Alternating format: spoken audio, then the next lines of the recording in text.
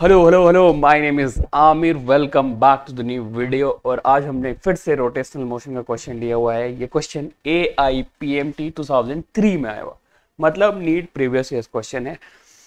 आज का question based on है एक कंजर्वेशन ऑफ एंगुलर मोमेंटम। तो आपको कंजर्वेशन ऑफ लीनियर मोमेंटम अगर आता है ऑफ कोर्स, तो कंजर्वेशन ऑफ एंगुलर मोमेंटम को रिलेट करने में ज़रा भी प्रॉब्लम नहीं होगा। जब भी नेट टॉर्क जीरो होगा, क्या बोलेंगे अपन, जब भी नेट टॉर्क कितना होगा, zero. So we can write LI of the system is equal to LF of the system, well L is angular momentum, right. तो मेरे को क्या पता करना था कि मेरा नेट टॉर्क जीरो हो तो ये वैलिड होता, तभी ये वैलिड है, अदरवाइज ये वैलिड नहीं है। क्वेश्चन को अटैक करते हैं। क्या बोल रहा है question? Saying that a thin circular ring of mass m radius r is rotating about its axis with constant angular velocity omega.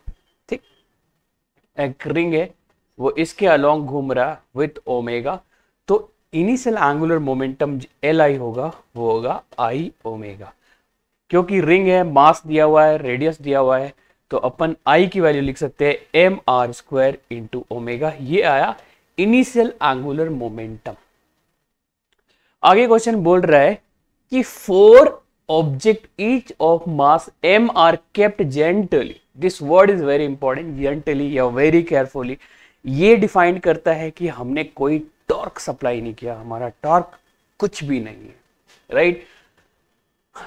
Opposite end of the two perpendicular diameter of the ring, the angular velocity of the ring will be।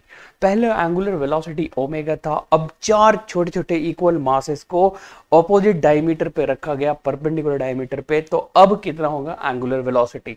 तो ring जो है, अब मान लेते हैं omega dash से घूम रहा है, और यहाँ पे एक मास रखा m, यहाँ पे m, यहाँ पे m, यहाँ पे m, यहाँ पे m, 4 छोटे छोटे m मास के रखा गया। तो अब जो फाइनल एंगुलर मोमेंटम होगा वो L फाइनल होगा I final into omega dash. और I फाइनल क्या होगा, मोमेंट ऑफ इनर्शिया रिंग का कैपिटल mr², ये तो हो गई, plus there are 4 masses which is at a separation of r from the axis, so will write 4 times mr²। तो हमारा total moment of inertia into omega dash, ये आया final angular momentum. और क्योंकि हमने टॉर्क बिल्कुल भी नहीं लगाया, तो हम मोमेंटम को कर सकते हैं कंजर्व। तो इनिशियल मोमेंटम को फाइनल मोमेंटम के इक्वल रखते हैं, राइट। इनिशियल मोमेंटम था हमारा Li is equal to mr² into omega. Final momentum आया mr² plus 4 times mr² into omega dash. क्योंकि नेट टॉर्क है मेरा 0, so we can write Li is equal to LF, right? mr² omega, that is equal to capital mr² plus 4 small m r² into omega dash। यहां से देखा जाए तो r² की value कटने के लिए तैयार है, तो काटो।